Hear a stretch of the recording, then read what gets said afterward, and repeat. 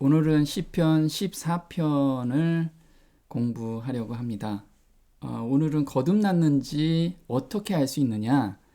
보통 우리가 속고 사는 경우가 많이 있습니다. 내가 성경을 어느 정도 깨달아서 거듭났다라고 생각을 하는데, 사실 거듭난 것은 내 마음이 알게 된다는 거죠.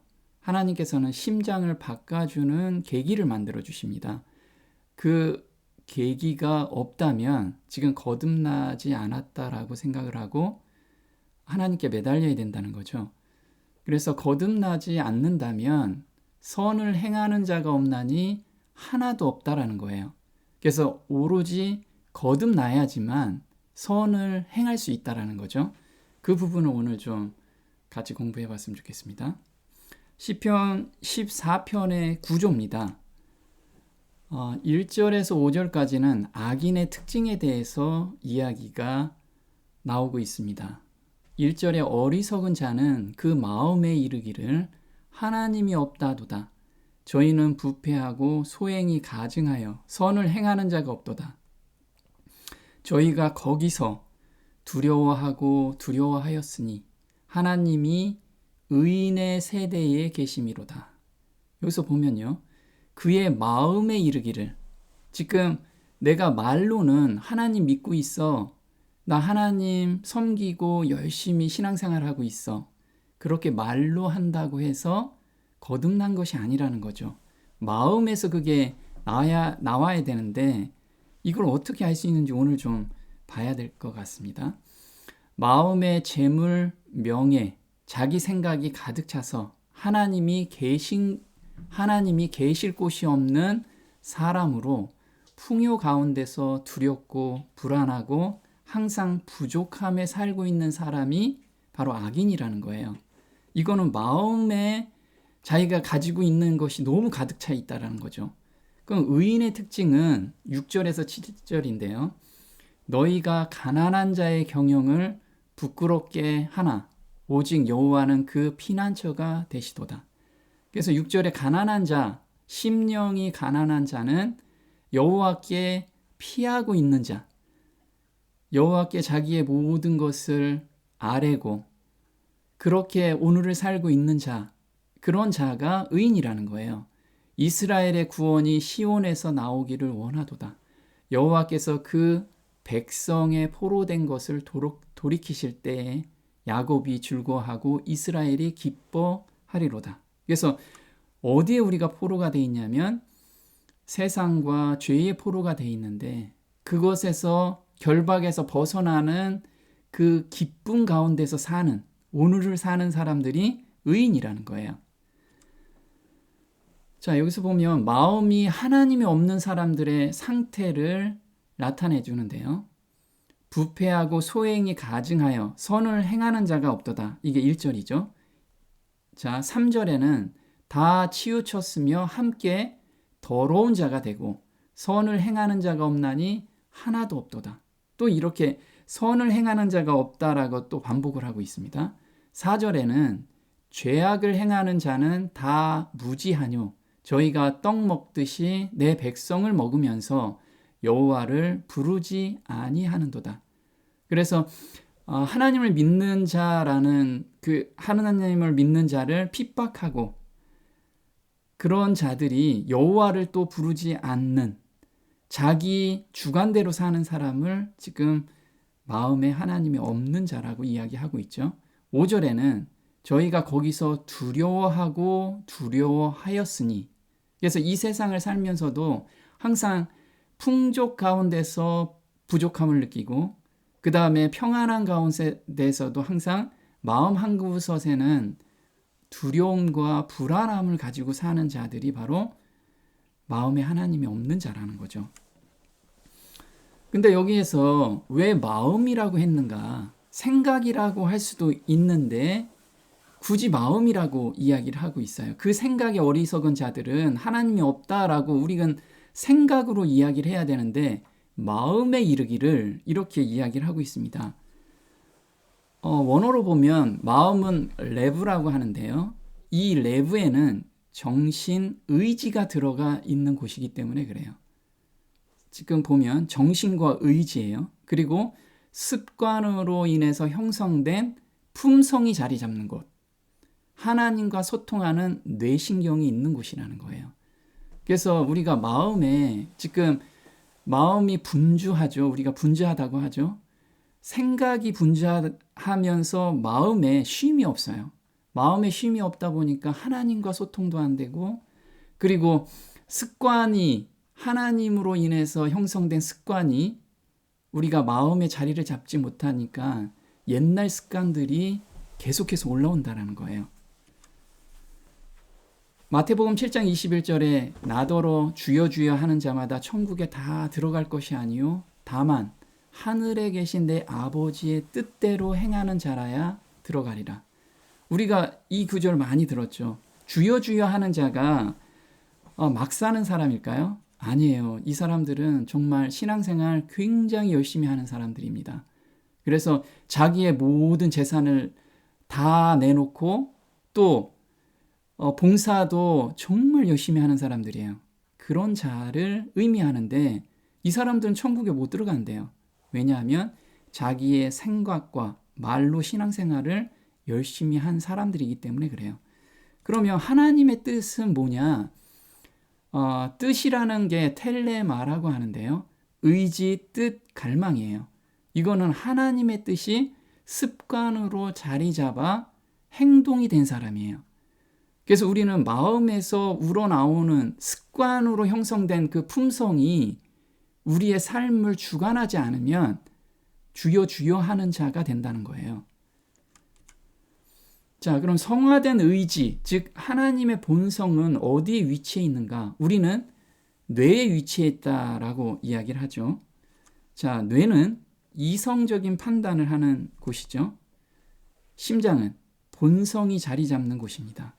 그래서 둘 중에 어디에 우리가 하나님의 본성이 위치해 있을까요?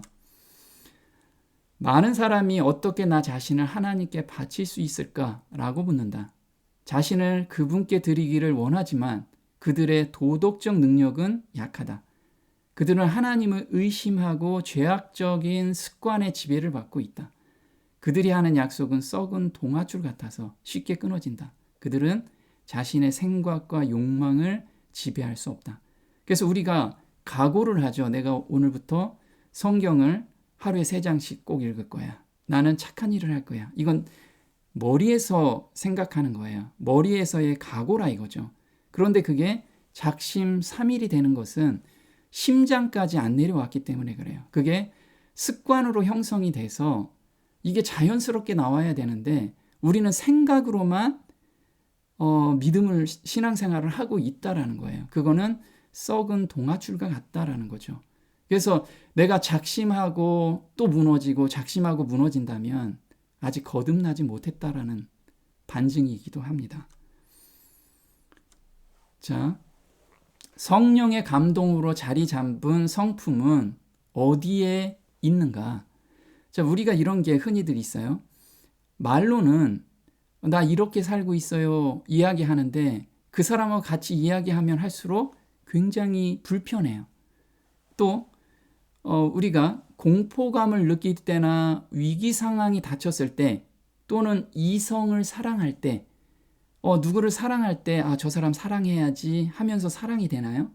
마음에서 그 심장파가 통할 때 사랑이 되거든요.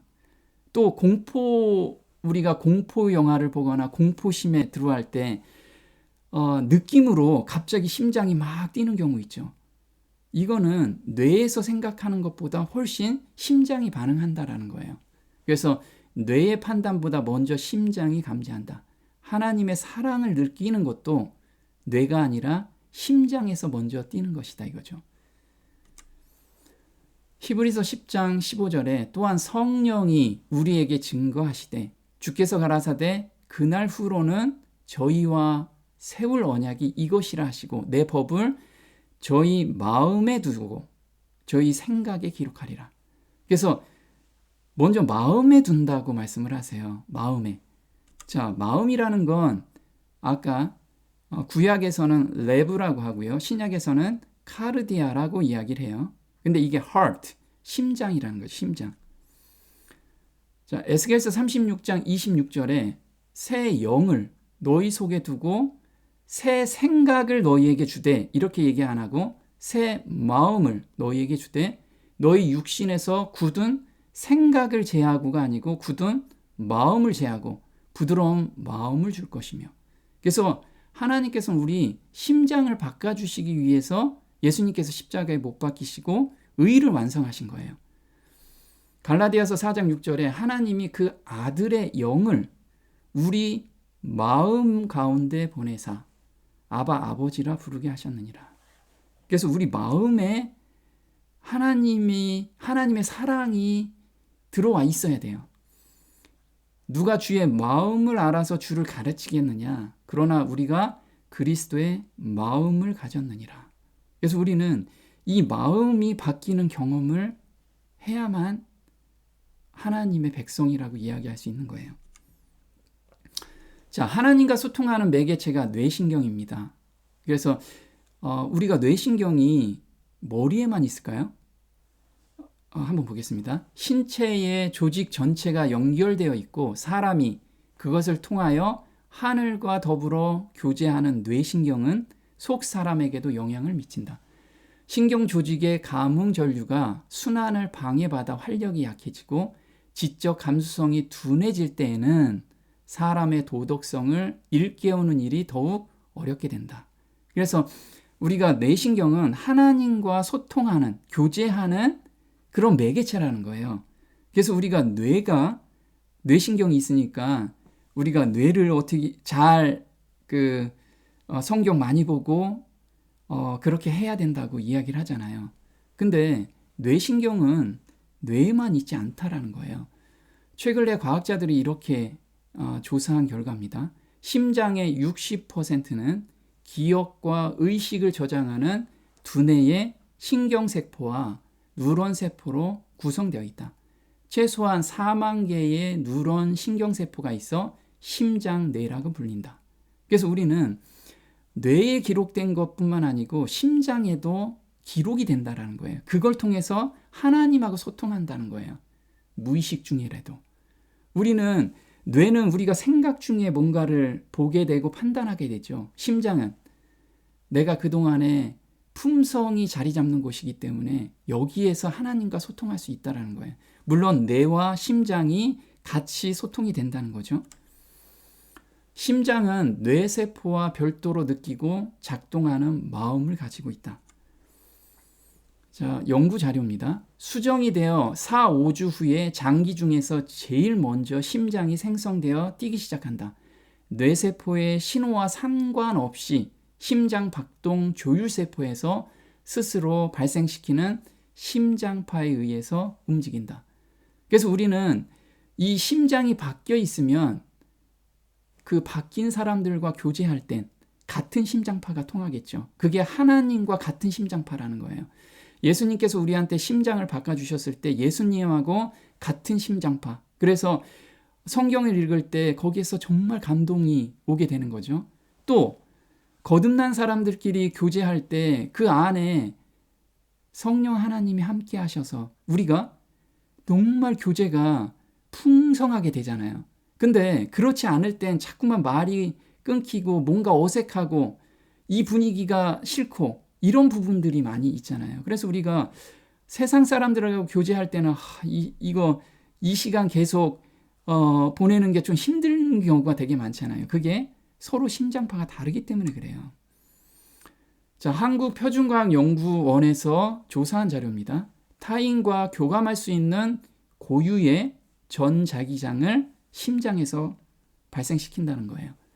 보통 사람의 교신은 언어나 표정, 몸 동작으로 이루어지는 것으로 알고 있으나 심장파를 연구한 결과 개인 간이나 사회관계에 있어서 심장파가 감정 교환과 의사 전달에 영향을 미치는 것으로 나타났다.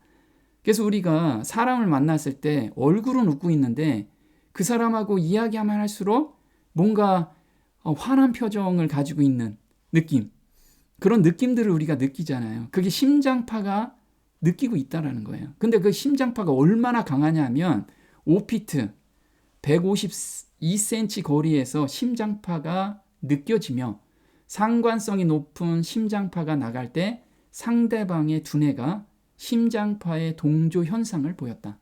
이는 나아가 어떤 집단에서 이런 심장파 동조 현상이 급하게 전염되는 현상도 검증된다. 그래서 마음에 슬픈 사람이 있으면 그 이야기를 들으면 말을 들으면서도 슬프지만 그 심장파가 통해서 서로 슬퍼지는 거예요. 그 분위기가. 기쁨 가운데 있으면 그 마음의 기쁨이 막 전염된다고 얘기하죠. 그래서 빌립보서 2장 2절에 마음을 같이하여, 지금 생각을 같이하여가 아니고 마음을 같이하여 같은 사랑을 가지고, 사랑은 심장에서 뛰는 거예요. 우리가 연인 간의 사랑 아무리 뇌적으로 저 사람 사랑해야지 백날 해봤자 사랑 안 돼요.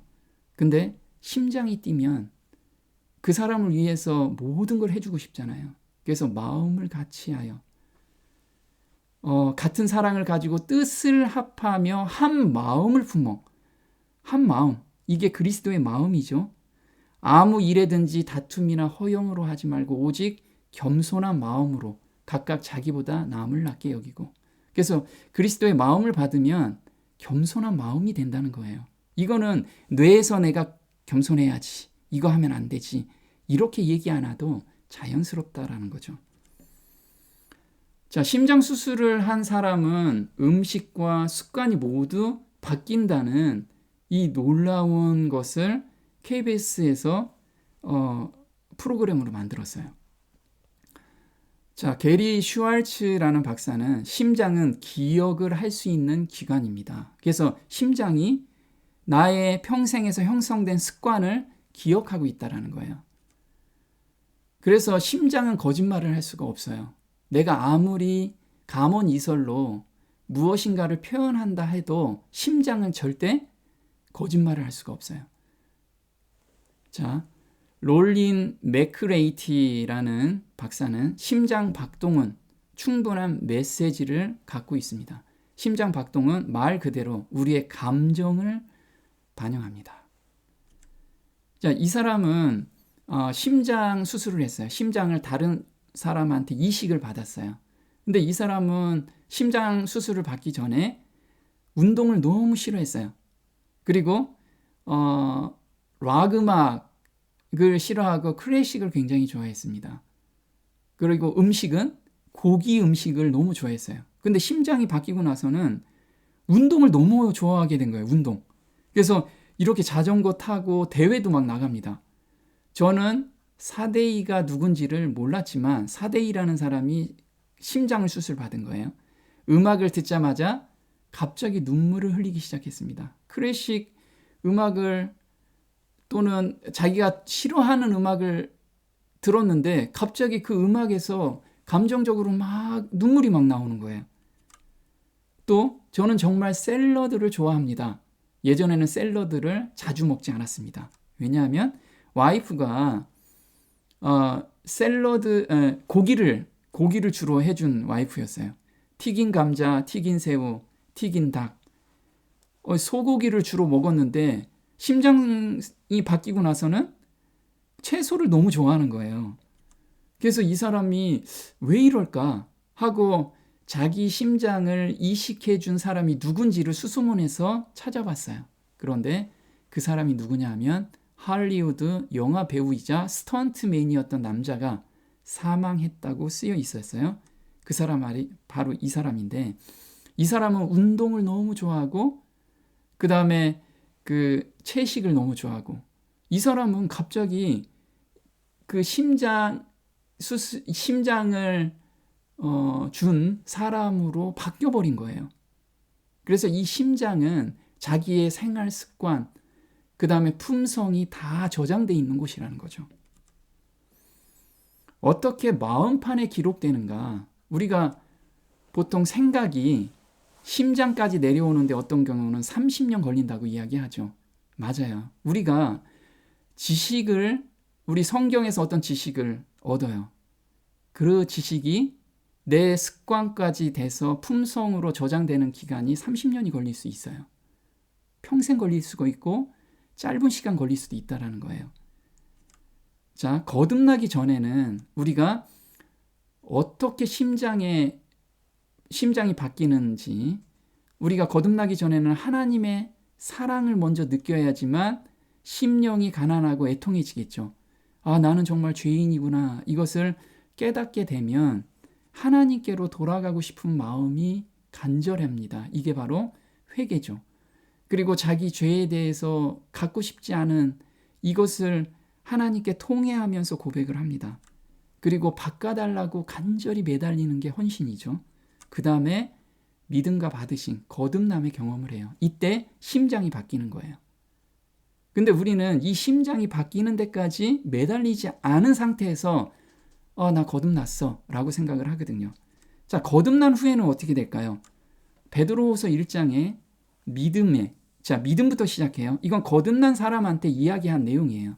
믿음의 덕에 지식을. 자, 지식은 어디에서 얻죠? 머리에서 얻어요. 우리가 그래서 지식에까지 새롭게 하시는데 성경을 보고 교제 가운데서 내가 하나님의 자녀로서는 이렇게 살아야 되는구나 라는 것을 알지요. 근데 그렇게 알고 나서 그게 심장까지 내려오는데 걸리는 단계가 있어요. 그게 지식의 절제의 인내의 경건을, 여기까지 우리가 가야 되죠. 그 다음에 경건의 형제 우애를, 그 다음에 사랑을. 이 사랑까지 가는 것이 심장이 바뀌는 단계라는 거예요. 그래서 이게 본성이 바뀌는 단계죠. 그래서 사도 바울 형제는 머리에서 네가 지식을 얻었느냐? 그럼 심장이 바뀔 때까지 왜 피 흘리기까지 대항하지 않느냐? 이게 내가 바뀔 때까지 계속해서 예수님께 이걸 드리면서 헌신기도 하면서 이 심장이 바뀔 때까지 우리가 매달리는 것이 너희가 죄와 싸우되 아직 피 흘리기까지 대항치 아니하고, 히브리서 12장 4절이라는 거죠. 본성을 바꿔주실 때까지 왜 간절히 매달리지 않는가? 지금 그 이야기를 하고 있어요. 마음의 냇물이 맑게 되려면 먼저 마음의 샘이 정결하게 되어야 한다. 그리스도인의 생애는 옛것을 변경하고 개량하는 것이 아니라 본성을 변화시키는 것이다. 자신과 죄에 대하여 죽고 전적으로 새로운 생명이 나오는 것이다. 그래서 하나님께서는 본성을 바꿔주시기 위해서 지금 우리한테 복음을 주신 거예요.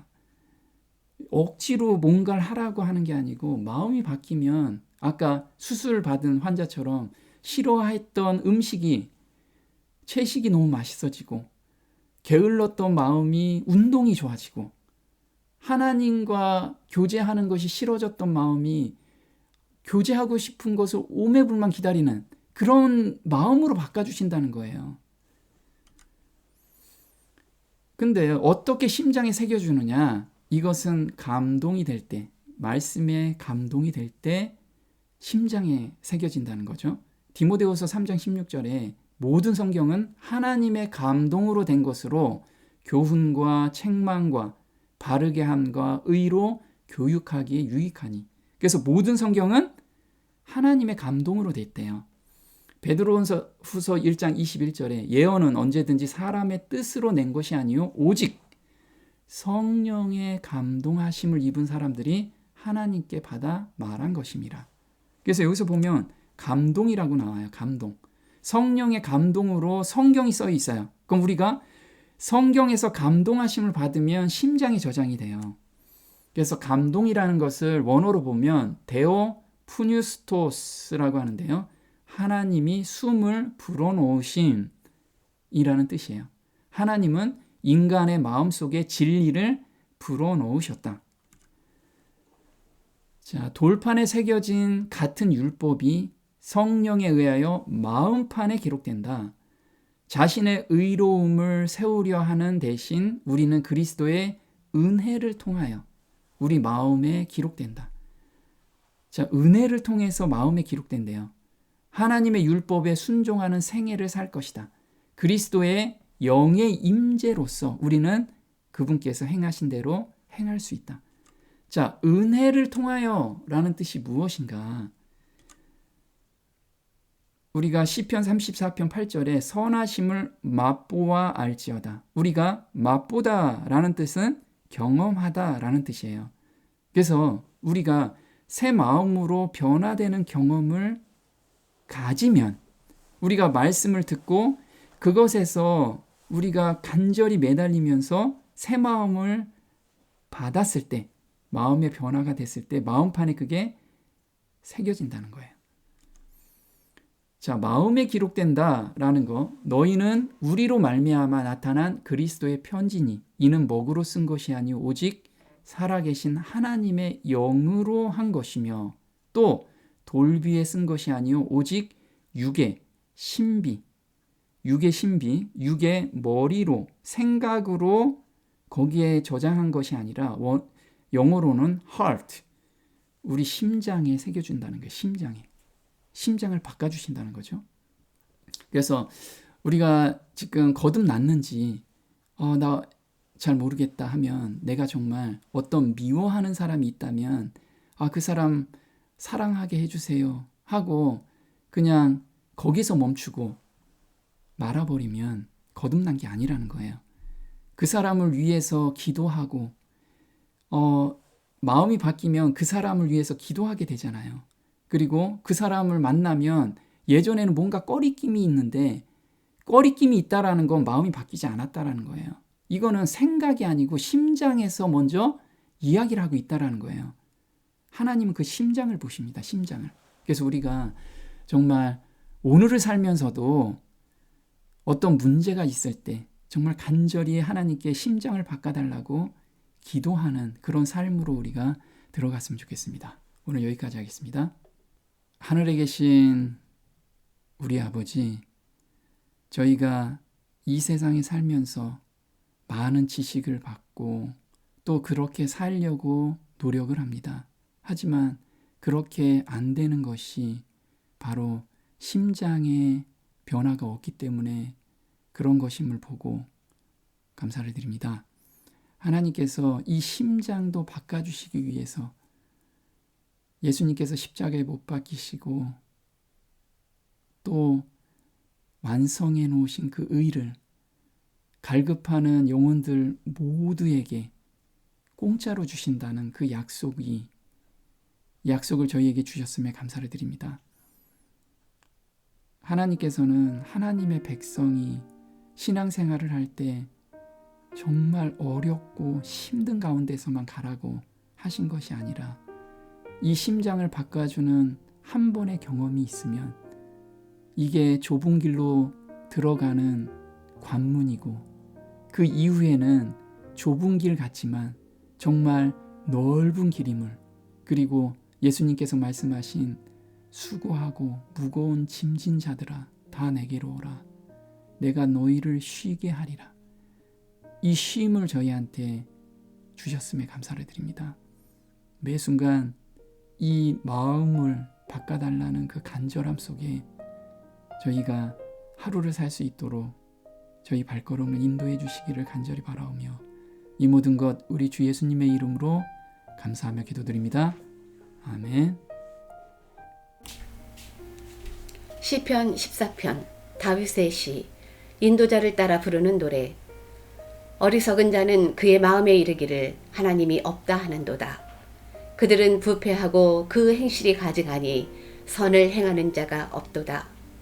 여호와께서 하늘에서 인생을 굽어 살피사 지각이 있어 하나님을 찾는 자가 있는가 보려 하신즉 다 치우쳐 함께 더러운 자가 되고 선을 행하는 자가 없으니 하나도 없도다. 죄악을 행하는 자는 다 무지하냐. 그들이 떡 먹듯이 내 백성을 먹으면서 여호와를 부르지 아니하는도다. 그러나 거기서 그들은 두려워하고 두려워하였으니 하나님이 의인의 세대에 계심이로다. 너희가 가난한 자의 계획을 부끄럽게 하나 오직 여호와는 그의 피난처가 되시도다. 이스라엘의 구원이 시온에서 나오기를 원하도다. 여호와께서 그의 백성을 포로된 곳에서 돌이키실 때에 야곱이 즐거워하고 이스라엘이 기뻐하리로다.